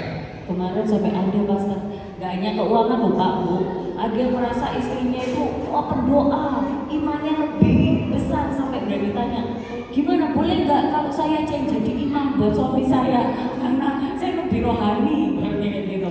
Itu juga pastor udah bilang tadi nggak boleh Bapak Ibu, tetap perempuan harus imamnya harus laki-laki, kita harus tunduk dan menghormati laki-laki, kurang lebih seperti itu ya. Oke, silakan untuk pertanyaan selanjutnya Bapak Ibu. Pertanyaan apapun boleh, tentang pelepasan, penyembuhan batin. Kesembuhan batin, boleh anything. Ini diam karena mengerti dengan sungguh atau nggak ngerti sama sekali, atau lagi ini pendapatanku gini atau gimana gitu ya. Gimana Bapak Ibu, boleh anything tentang pelepasan. Puji Tuhan, tepuk tangan Ibu dulu. Oke, Ibu. Ya. Sebutkan namanya dan pertanyaannya. Nama saya Cik ya. Saya mau menanyakan masalah kalau kita berhutang, kita nggak ada modal, usaha terus kita mau pinjam di bank itu bagaimana? Oke, pertanyaan bagus, tepuk tangan. Terima kasih Ibu. Ini pertanyaan bagus dan penting ya. Jadi usaha dari nol atau kita bahasa Inggrisnya itu startup, ya. Usaha startup dari nol itu resikonya tidak kecil, betul? Karena konsepnya masih baru dan pelanggannya belum ada, betul? Jadi kalau resiko besar di bisnis dan mulai dari nol, kalau bisa jangan hutang. Karena hutang konsepnya itu bayar bunga setiap periode, betul? Kalau pendapatan belum yakin, bagaimana caranya bayar bunga dan cicilan secara periode? Jadi bagaimana pastor? Kalau tidak bisa jalan lain, mungkin bisa partneran. Jadi ada yang memberi modal, Anda modal tenaga. Kan ada kayak gitu, ya kan? Atau ada persentasenya bonus dan dividen, pokoknya jadi partner pemegang saham contohnya, bukan hutang, itu beda ya. Oke, semoga membantu. Jadi dari resiko dibandingkan dengan liability apa beban tiap bulan. Oke, silakan. Oke, pertanyaan saya dari Pak Dokter Yudi. Dokter. Terima kasih Pastor. Tadi kan Pastor ngomongkan suami istri berhutang. Nah itu istri saya di situ. Jadi saya tertawa karena kejadiannya baru aja. Waktu kami di Medan, baru aja. Tapi sebelum baru aja kan, waktu awal kami menikah 2014, kami kan buka praktek gitu. Jadi ada sekitar istri yang kalau saya ini, udah ini duitku udah pakai bersama, tapi istri kan utangku 1 juta, kok bayar? Jadi situ sempat gini, kok utang ya? Jadi saya pun nggak nyaman gitu. Ya udah duitku kan duitku semua kok, gitu. Kenapa kamu bilang utang? Gitu. Dan kejadian lagi nih waktu kami balik ke Medan, baru pulang juga, ada beli sesuatu lah, sekian puluh juta, gitu. Jadi kurang duitnya 5 juta, duit istri katanya. Abang nanti 5 juta lagi ya, bayar nanti itu. Jadi ini konsepnya biar tahu dia itu adik saya. Mumpung ada. Apakah ini maksudnya gini, duit ini kan tahu. Duit ini kan tahu berapa sejuta di tabungan saya itu dia tahu kok gitu. Apakah ini tetap saya bayar? Bukan maksud saya. Karena tadi ada utang dalam suami istri. Tadi saya ini mau bilang ini nanti sampai rumah saya akan bahas dan bukan membahas yang negatif ya. Ini karena pastor bilang tadi seperti itu. Apakah ini tetap utang saya sebagai suami? Apakah memang sudah loss saja? Ya udah duit kamu juga kok. Yang kedua, yang kedua kan ini soal duit itu juga. Karena kemarin kami di Medan sebelum kan beli rumah kan itu, beli rumah hampir 1 M lah. Jadi kami bukan ke bank kami tanpa bunga orang tua. Tanpa bunga kan? Bank orang tua. Bank orang tua tanpa bunga. Cicilan itu kapan kalian ada duit bayar. Apakah itu tetap dibilang maksudnya ini? Apakah itu sama dengan berhutang menjadi bunga? Kita kan orang tua tanpa bunga. Akhirnya tahun kemarin selesailah. Amin. Selesailah. Kami mencicil ke orang tua kami. Gitu. Sekian udah selesai. Apakah itu memang dibenarkan menurut firman Tuhan? Atau memang udah kalau sama orang tua kan tanpa bunga silakan aja. Terima kasih. Oke, tepuk tangan. Pertanyaan. Saya jawab yang nomor 2 dulu ya. Dituliskan tadi di Roma 12 ayat cari ini ya tadi ya. Roma 13 ayat 8 ditulis, janganlah kamu berhutang apa-apa kepada siapapun juga. Ya, termasuk orang tua, mertua dan lain-lainnya. Ya. Ngomong-ngomong mertua, saya pernah melayani problem antara mertua dan menantu gara-gara hutang. Itu sering saudara-saudari. Sampai orang tua itu akhirnya suruh anaknya cerai. Sampai saya marahin bapak itu. Kamu bodoh sekali, saya bilang. Kamu mengutuki keturunan karena ketamakan. Ya, jadi ingat ya, hubungan mertua. Tapi karena saya lihat di lapangan, kalau bisa jangan berhubungan bisnis dengan mertua. Ya. Itu tertulis di firman Tuhan antara Yakub dan Laban, ya kan? Kalau bisa jangan berhubungan uang bisnis dengan mertua. Nah, kalau di sini punya menantu, kalau bisa jangan berhubungan bisnis atau kalau ada jangan terlalu banyak, ya. Oke, itu topik lain. Cuma yang saya jawab nomor 2 berarti apakah orang tua itu tadi dihitung hutang? Jawabannya ya, karena Roma 13 ayat 8 ya. Tapi karena dicicil sampai lunas, jadi itu bagus ya, cara totalitas. Jadi top ya, nomor 2 top. Oke, very good. Tetap bayar biarpun ke saudara atau orang tua ya, namanya tetap hutang. Ke koko saya cuma pastor, kalau utang itu utang atau enggak? Kan saudara, itu utang. Ke orang tua, itu utang. Ya bayar aja ya kan, kecuali itu pemberian, beda kan? Pemberian sama utang kan beda ya. Oke, pertanyaan pertama. Ini lebih dalam ya. Hutang antara suami istri, saya tadi sudah bilang tidak sesuai dengan Alkitab, betul? Tapi di masalah seperti yang Anda jelaskan tadi, tanyakan tadi, saya lihat ada akar yang lebih dalam. Ya, jadi kalau saya jadi Anda, kalau istri saya bilang kamu utang apa tadi? 5 juta, tak kasih 15 juta. Amin.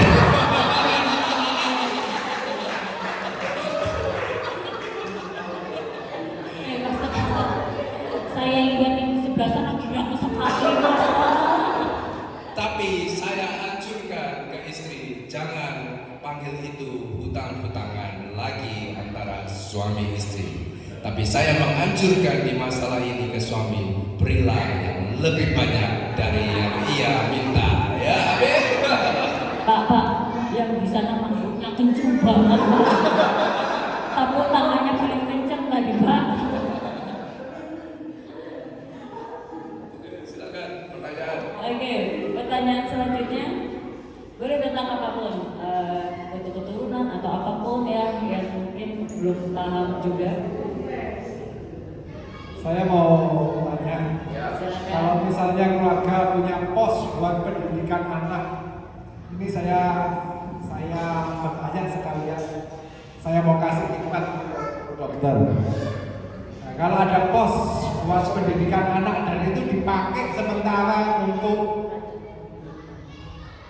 pulang kampung lah istilahnya, dan kalau dikembalikan bagaimana? Nanti saya mau ngomong ke Bu Dokter selanjutnya. Oke. Kembalikan uangnya ke pos itu, Oh. bukan utang. Oke, ini pos itu berarti kayak rangkuman ini buat sekolah, ini buat ini gitu-gitu ya. Ya. Bahasa Inggrisnya apa itu ya? Itu kan buat alat untuk membantu budgeting atau perencanaan, betul? Itu untuk membantu kan? Jadi karena itu alat untuk membantu budgeting, dan itu solusi yang saya tulis tadi, solusi kedua ya. Jadi antara suami istri harus sepakat bilang bahwa paket buat contohnya sekolah anak masa depan tidak bisa disentuh atau tidak bisa terlalu berkurang, betul? Karena itu sepakat bersama, itu bukan hutang tapi itu komitmen budgeting, ya kan? Itu adalah alat-alat budgeting, ya. Semoga bantu. Harus dikembalikan dasar kalau sementara kita pinjam pakai untuk keperluan ya adalah ya keperluan itu harus dikembalikan dasar. Ya, karena itu komitmen budgeting, ya kan? Untuk pos itu bukan hutang suami ke istri, ya. Itu komitmen budgeting untuk masa depan. Oke, silakan. Silakan yang lain, Bapak Ibu. Yang ada yang masih diskus suami istri, kira-kira mau tanya apa? Silakan, Bapak Ibu. Tes kedua. Tes. Shalom. Shalom. Nama saya Sabda, singkat saja saya. Saya berasal dari suku Dayak, Kalimantan Selatan. Kebetulan saya di sini hanya satu orang Dayak. Semua di sini adalah teman-teman dari CNS dan Jawa Barat yang banyak di sini. Saya sendiri sama istri orang Dayak. Pertanyaan saya kesaksian pastinya, karena mayoritas untuk orang Dayak itu banyak bahasa kasarnya kolot atau beban. Kolot artinya beban. Karena kata orang dari orang tua dari nenek moyang kami sampai ke anak cucunya tidak seperti bapak-bapak di sini, tidak seperti bapak yang sengaja. Kami sangat unik orang lain. Nah demikian masalah hutang piutang sangat rentan sekali. Karena dari orang tua, dari nenek sampai orang tua sampai anaknya itu masih berderitan hutang. Diturunkan maksudnya. Diturunkan. Nah, dengan demikian alasannya orang tua dulu tidak seperti orang tua sekarang yang mengerti dengan anak-anaknya permasalahan seperti itu. Jadi ada orang tua berisi anak ada 4. Orang tua ini namanya orang tua baru kan enggak rata gaya pikirnya itu. Ada yang disayang, ada yang setengah, ada yang Tidak disayang. ada tidak disayang. Itu pengalaman pertama untuk saya pribadi. Terus saya bagaimana menanggulangi itu? Saya itu dulu sekolahnya tuh agak susah ya. Namanya orang lain pedalaman kan susah Pak. Lain zaman sekarang zaman berkembang enak sekolah. Di keadaan saya waktu itu anak yang tersisih, judulnya anak tersisih. Dia dari 4 bersaudara, 3 yang disayang, saya yang sangat penjawab dari orang tua. Penjawabnya apa? Karena wawasan saya belajar ingin ke depan dan maju untuk masa depan, terutama masa depan anak saya. Nah, terus apa itu? tidak diberi warisan, Pak. Satu, tidak diberi warisan. Pertanyaannya apa, Pak? Pertanyaannya, saya komitmen ingin maju, tapi tidak ada warisan yang diberikan orang tua kepada saya. Satu. Nah, saya berpikir gimana ini? Gimana caranya maju gitu? Ya, Atau supaya warisan? saya ada bentuk seperti orang lain yang bisa naik tangga. Ya. Terus supaya saya bisa membuktikan orang tua kan apalagi ingin saya harus berkomitmen bagaimana supaya saya seperti orang lain. Ternyata itu saya berdoa dan belajar berdoa. Karena orang lain masuk Kristen tidak gampang. Waktu itu saya masuk Kristen tidak gampang karena orang hari dengan bahasa orang Dayak dan Dayak susah, Pak. Ya. Masuk Kristen susah. Oke, ada pertanyaan lagi, Pak? Jadi yang kedua, saya sampai hari ini terlilit hutang. Oh, oke. Nah, terlilit hutang demikian. Terlilit hutang karena saya berkomitmen ingin maju meskipun tidak diberi warisan orang tua. Saya berkomitmen bagaimana orang berhasil dan bagaimana harus atau bersama saya berhasil. Amin. Komitmen saya terus. Saya komitmen ambil hutang lebat. Kebetulan saya waktu itu ingin seperti orang sekolah meskipun paket A, B, C, paket. Ternyata Tuhan menolong saya waktu demi waktu. Sehingga saya sekarang belajar ikut di pemerintahan itu di bekerja di DPRD. Kebetulan meskipun orang tua saya menekan, tetap saya maju. Oke. Puji Tuhan Jadi Yesus. hutang, Pak, hutang saya Pak sangat besar. Pertama kerja saya layangkan visa sampai pensiun baru habis. Ini apakah kebesaran firman Tuhan atau tidak tahu saya? Ya. Itu saja, Pak. Oke, kemenangan. Ya, terima kasih Tuhan Yesus. Jadi pertanyaan pertamanya, kalau nggak salah, kalau nggak ada warisan dari orang tua, bagaimana caranya kita bisa maju kayak gitu ya? Nah, saya mungkin ada kesaksian juga karena kebaikan Tuhan, saya dapat warisan 0 dari orang tua, ya. Tapi tetap bisa maju. Jadi tidak usah takut, malah tidak usah mengharapkan warisan karena semuanya dari Tuhan. Dan Tuhan bisa memberikan dari orang tua atau lainnya. Tapi kita harus tetap rajin dan berkembang, apalagi yang laki-laki, ya. Oke, nomor 2 tadi apa pertanyaannya? Kayaknya itu satu aja ya, Pak ya. Oh ya, terlilit hutang ya kan. Tapi saya sudah jawab tadi, berkomitmen dan bertobat lewat darah Yesus dan komitmen untuk memberi secara sistematis ke pekerjaan Tuhan itu akan, dan budgeting atau perincian perencanaan akan dibebaskan di waktunya Tuhan. Tapi utang jangan ditambah lagi, oh ya. Haleluya, puji Tuhan Yesus.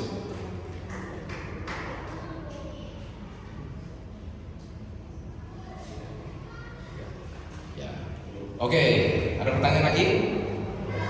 Silakan Bapak Ibu. Boleh anything. Kesempatan saya di Kota Baru sekali 2 tahun lebih. Jadi kalau ada pertanyaan, tanyakan sekarang. Sebenarnya didoakan bisa setahun sekali ya. Silakan Bapak Ibu, boleh anything. Gak usah malu, gak usah sungkan. Mumpung ada pastor yang akan jawab di sini. Sambil nunggu informasi, besok kita di mana? Gereja Badan. GBI. Oke, jadi besok pagi pastor akan ada melayani sama tim di gereja di Jalan Patimura dengan firman yang pastinya juga luar biasa sekali. Saya undang Bapak Ibu untuk hadir kembali di sana untuk kita bisa sama-sama ibadah dan dilayani bersama. Silakan Bapak Ibu untuk mau tanya apa ini? Boleh tentang apapun ya. Nah ini ada yang nanya saya nanya ya ke diri saya sendiri ya. Boleh. Ada yang nanya, Pastor, saya itu kepingin melayani Tuhan, tapi saya juga diberi Tuhan talenta bisnis. Saya mesti pilih yang mana?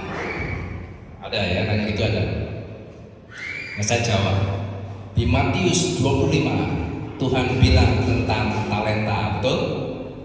Setiap orang diberi talenta di bidang lain-lain. Yang anak, jadi kamu punya 4 anak ya. Di anak kita sendiri talentanya lain-lain, betul? Ada yang suka suka komputer program, ada yang suka masak, ada yang suka olahraga, ada yang tidak suka, betul? Jadi kalau Tuhan berikan talenta, Tuhan bilang kembangkan talentamu. Semua orang Kristen dipanggil melayani Tuhan. Tapi ada dokter yang dilayani untuk melayani Tuhan juga sebagai dokter dan pelayan Tuhan. Ada insinyur yang dipanggil jadi insinyur dan juga pelayan Tuhan. Ada juga ibu rumah tangga yang dipanggil Tuhan untuk melayani Tuhan. Jadi bisa dua. Raja Daud dia raja tapi dia pelayan Tuhan. Daniel dia penasehat Raja Babylon tapi dia pelayan Tuhan. Betul? Tapi juga ada pelayan Tuhan yang full timer. Ya.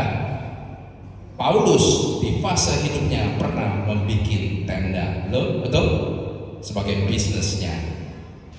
Tapi semua orang Kristen dipanggil untuk menginjilkan, melepaskan dan menyembuhkan dalam nama Yesus. Itu semua. Jadi kadang-kadang bisa punya dua panggilan. Ya, semua dipanggil melayani Tuhan, tapi juga dipanggil menjadi dokter, dipanggil menjadi ibu rumah tangga, dipanggil menjadi insinyur dan lain-lainnya. Oke, silakan. Silakan Bapak Ibu, jika ada pertanyaan lain, mungkin tentang kesembuhan batin. Saya juga kayaknya ngerasain apa? Mungkin ada beberapa Bapak Ibu di sini yang juga sedang diingatkan orang tuanya, anaknya, dan mungkin dari beliaunya anak-anak ada yang bikin sakit hati, kecewa. Nanti kita akan ada doa pelepasan. Saya sarankan Bapak Ibu untuk fokus dengan diri sendiri untuk doa, katakan, imani, percaya semua hal-hal yang mungkin disebabkan oleh kutuk itu bisa dipatahkan, nanti akan dituntun oleh Pastor Tri setelah Q&A ini. Jadi kalau diingatkan Bapak saat ini Bapak Ibu diingatkan orang tua, kecewa, sedih, ya mungkin kok bisnisku kayak gini nih, mungkin ini karena papa mamaku, atau mungkin kita pernah salah sama mama papa, atau bahkan mama papa yang salah sama kita, ampuni. Oke Bapak Ibu, supaya kita pun diampuni ya sama Tuhan, sehingga apa yang kita kerjakan juga bisa berhasil. Oke, ada pertanyaan lagi?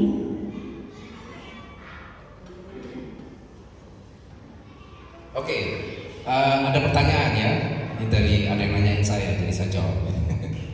Pastor, apakah semua orang dipanggil menjadi pembisnis atau pengusaha? Nah, ada yang nanya begitu. Kan yang namanya bisnis, jadi saya juga harus pembisnis? Belum tentu. Saya pernah melayani seseorang, dia di bagian bisnis, tapi semuanya gagal, bangkrut gagal. Terus saya cek, bukan karena kutuk, tapi karena tidak ada talenta di bisnis, tidak mengerti pengeluaran dan pendapatan dan lain-lain. Saya bilang, kamu dulu kecil mau jadi apa? Saya mau jadi dokter, tapi saya disuruh sama orang tua jadi pembisnis. Jadi ingat ya, kadang-kadang talentanya tidak ada, jangan dilakukan. Kalau talenta Anda menjadi aparat pemerintah, lakukan itu yang baik. Tidak perlu menjadi pembisnis kalau tidak ada talenta. Di Alkitab semua pekerjaan yang baik, jujur, itu semuanya bagus. Pertanian, peternakan, bisnis, dokter, guru, polisi, itu semua bagus, ya. Oke, semoga menjawab pertanyaan Ya. pertanyaan saya. Saya encourage nanti saran untuk kita doa pelepasan. Saya juga ada kesaksian sekalian Pastor. Ada prinsip saya terlilit utang sampai dia tuh dikejar-kejar debt collector gitu kan ya. Dia sampai anxiety, takut ketemu orang, bahkan takut lihat medsos, WA, itu dia ketakutan sekali. Berapa bulan dia nggak berani keluar rumah. Singkat cerita kita di pelepasan mungkin 2 kali saya lupa. Puji nama Tuhan Yesus, Tuhan kasih hikmat dia ketiba aja untuk artinya bisa melunasi semua hutang-hutangnya tanpa dia harus berhutang lagi. Plus lagi dia dapat tender lagi, lebih lagi sampai dia bingung cara nyelesain. Nah itu ternyata juga ada kutuk di situ. Puji Tuhan Yesus. Puji Tuhan Yesus. Yes, setelah didini 2 kali kemungkinan. Tiba-tiba dia bilang, Kak aku gak tahan untuk kesaksian. Semua hutang-hutangku tiba-tiba Tuhan kasih hikmat aja, pakai ini, taruh ini, kasih ini, dan semuanya diberesin. Tendernya semakin gede, dia pusing lagi gimana cara nyelesain tenderku. Jadi puji nama Tuhan Yesus, kemuliaan bagi Tuhan Yesus ya. Tidak ada yang mustahil. Jadi Bapak Ibu di sini jangan takut, jangan khawatir. Tuhan itu bekerja dengan luar biasanya, nggak perlu dipikir gimana caranya, karena Tuhan kita tuh begitu kreatifnya untuk bahkan bisa kasih apa yang nggak kepikir sama kita. Silakan Bapak Ibu mungkin yang mau kesaksian ini pertanyaan untuk bisa dijawab sama Pastor Tri di sini. Atau kesaksian boleh? Boleh ya Pastor ya. Silakan kalau mau kesaksian supaya kesaksiannya juga menguatkan yang lain. Pertanyaan soalnya yang semua ini. Ya. Oh iya. Sebenarnya udah ini semua ya, kamu dibantu Tuhan juga ya. Mungkin pertanyaan. Oke, silakan. Ini Pak Dokter udah ngomong pertanyaan aja, tapi saya tunggu loh Pak Dokter. Ini mana yang tanya gitu kan? Silakan Bapak. Iya. Oh silakan. Terima kasih Saudara. Ini banyak sih pertanyaan yang harus kami tanya gitu. Sebenarnya gini, Mister. Tadi kan ada 4 ya yang Mister tadi buat selain ini tentang hutang, tapi yang saya bawa tadi ke pribadi saya bertobat dan lepaskan. Jadi tahun 2026 saya udah komitmen sama Tuhan. Tuhan saya mau bertobat. Serius. Tapi Bisa dari sini. Fine. nggak bisa lepas. Ya. Nggak bisa lepaskan. Karena tobat Mas, tobat. Nggak lepas. Jadi di gereja itu Tuhan saya sia-sia. Saya dokter, saya bisa semuanya Tuhan saya bisa. Tapi untuk apa saya depan? Hanya tameng. Saya tameng. Kemarin yang harus bertugas WL sebenarnya bukan saya dokter, satu lagi. Saya bisa nggak kamu bantu saya WL? Nggak ada bos sepakat. Tapi saya nggak mau. Tapi tadi disuruh kemarin ke Pak WL, aduh Tuhan, jangan. Aku belum bertobat.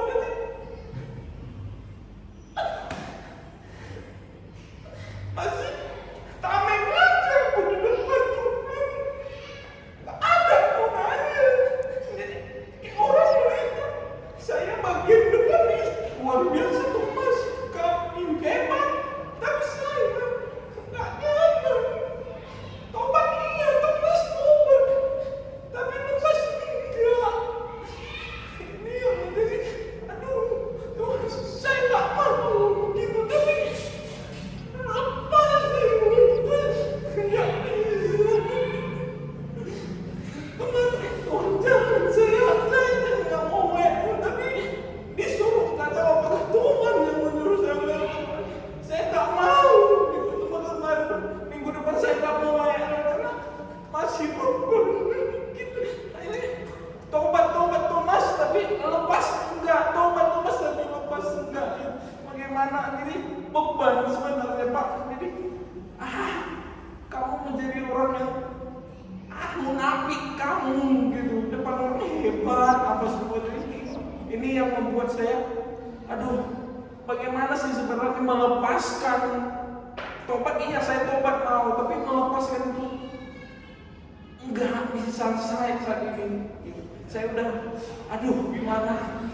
Terima kasih Pak. Ya, amin. Semua dasar pelepasan adalah pertobatan. Karena Anda sudah bertobat melalui darah Yesus, Anda dilepaskan. Salam saya. Dalam nama Yesus, lepas dalam nama Yesus. Luar sama nama Yesus. Luar sama nama Yesus.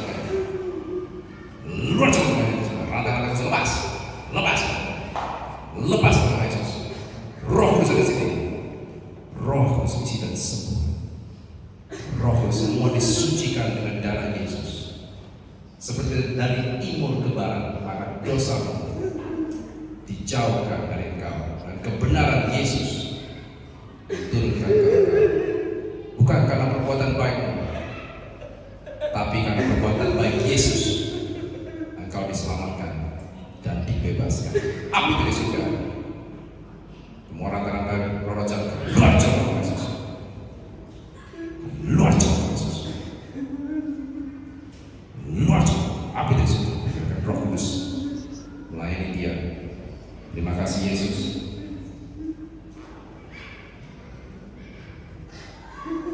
Dan terus dilayani di ya Pak, kita belum di. Jadi tadi sudah dimulai. Oke. Ya, seperti tadi yang nggak tahu tadi juga, makanya saya kan ngomong itu tadi ada yang saya rasakan di batin ya, ada luka gitu. Saya ngomong tadi ngerasain banget banyak luka di sini sebenarnya. Jadi saya sarankan Bapak Ibu, kita di sini tidak untuk mempermalukan Bapak Ibu, tapi untuk membantu Bapak Ibu untuk menyembuhkan. Kami tim siap melayani Bapak Ibu nanti di sini. Seberapa malam pun untuk kita selesaikan. Jadi kita bisa sendiri-sendiri. Kita tidak akan ngomong satu dengan yang lain untuk dijadikan bahan pembicaraan. Salah satu kode etik di Vincero adalah untuk keep masalah satu dengan yang lain. Jadi lepaskan. Saya pernah mengalami seperti itu, ada banyak yang saya alami juga untuk melepaskan pengampunan, bahkan ada yang sudah berdiri melayani luar biasa, akhirnya terintimidasi oleh iblis yang bisa jadi itu bukan suara Tuhan. Mungkin besok atau nanti bisa dijelaskan sama Pak Sakti, suara-suara selain suara Tuhan itu ternyata ada berapa sih dan apa aja? Apakah selama ini yang ada di pikiran kita itu semua dari Tuhan? Mungkin besok ya Pastor Ya. Ya, singkat aja. Oke, habis ini kita akan doa potong tutup. Saya sarankan Bapak Ibu udah fokus sendiri-sendiri, tidak perlu pusing anak, suami atau apa. Selesaikan dari diri sendiri dulu aja, baru kita bisa tolong orang lain. Ya, jadi waktu doa, kamu jangan kamu, it's okay. Sudah fokus dengan diri sendiri aja. Kalau kita dipulihkan, keluarga kita, orang-orang terdekat pun akan dipulihkan. Itu yang namanya proximal deliverance. Ya, oke, kita akan segera mulai. Siapkan diri Bapak Ibu semuanya. Fokus dengan diri sendiri. Silakan Pastor. Ya, jadi saya doa potong tutup singkat saja yang berhubungan saja dengan topik hari ini, ya, karena ini bukan KKR, hanya fellowship. Nah, setelah itu saya doa berkat. Jadi yang mungkin ada berhalangan atau besok ada sesuatu yang penting mesti pulang, silakan setelah saya doa berkat. Tapi yang mau dilayani secara individu kita bisa bantu secara tim di depan setelah itu, ya. Oke, mari kita semua berdoa. Silakan mempersiapkan hati dan diri. Nanti doa ikuti saya setelah saya doa pembukaan, ya. Ikuti saya, hanya singkat saja yang berhubungan dengan hutang dan uang. Dengan minyak urapan Roh Kudus, Yesaya 10:27, yang menghancurkan semua belenggu-belenggu. Saya buka sesi doa ini di dahi mereka masing-masing dalam nama Bapa dan Putra dan Roh Kudus. Bapa, kirimkan malaikat-malaikatmu, malaikat perangmu untuk menjaga mereka masing-masing di kiri kanan, depan, belakang, dalam nama Yesus. Oke, semua ikuti saya dalam nama Yesus. Terima kasih Tuhan telah membayar semua hutang-hutang dosa saya di kayu salib. Jadi melalui pertobatan saya dan iman saya ke Tuhan Yesus, saya dibebaskan dari neraka dan saya diterima sebagai anak-anak Tuhan. Tuhan, tidak ada yang baik di saya, hanya Yesus yang baik di saya. Terima kasih Yesus. Bapa, curahkan Roh Kudus lebih lagi di diri saya. Bapa, saya minta ampun atas semua dosa-dosa orang tua dan kakek nenek moyang saya, termasuk perdukunan, tidak bayar hutang, pesugihan, perzinahan, aborsi, menyembah berhala, pembunuhan, pencurian, dan lain-lainnya. Tuhan, saya memilih untuk mengampuni semua orang yang pernah salah, yang pernah dosa terhadap saya, termasuk saudara saya, orang tua saya. Saya ampuni mereka, saya berkati mereka. Dalam nama Yesus, saya hancurkan kutuk-kutuk dari dosa-dosa ini, termasuk dalam nama Yesus, saya hancurkan kutuk mamon, saya hancurkan kutuk kemiskinan, saya hancurkan kutuk hutang, saya hancurkan kutuk terlilit hutang, saya hancurkan kutuk perjudian, saya hancurkan kutuk perjudian online, saya hancurkan kutuk pesugihan, saya hancurkan kutuk pencurian.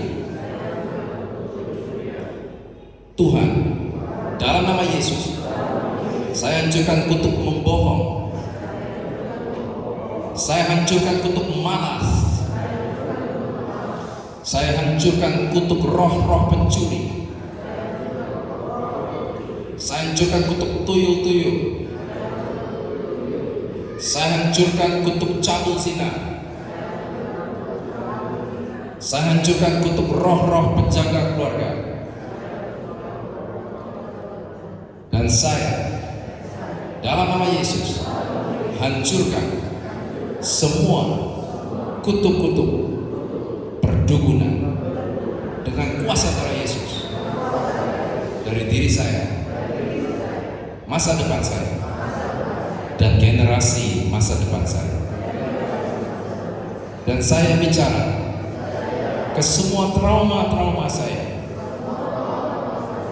yang sedih, yang takut, yang disakiti, yang dilecehkan, yang dihina, yang kesepian.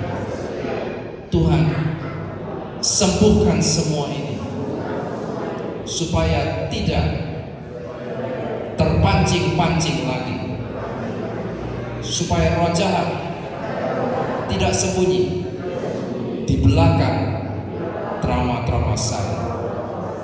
Dalam nama Yesus saya berdoa, amin.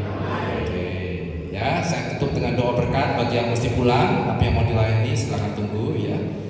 Bapak, dalam nama Yesus, terima kasih Tuhan atas pengajaran fellowship malam ini. Saya berkati semua di sini Tuhan, karena kutuk-kutuknya tadi saya batalkan yang berhubungan dengan hutang dan uang. Jadi saya dengan tidak ada blok lagi, saya berkati mereka semua Tuhan.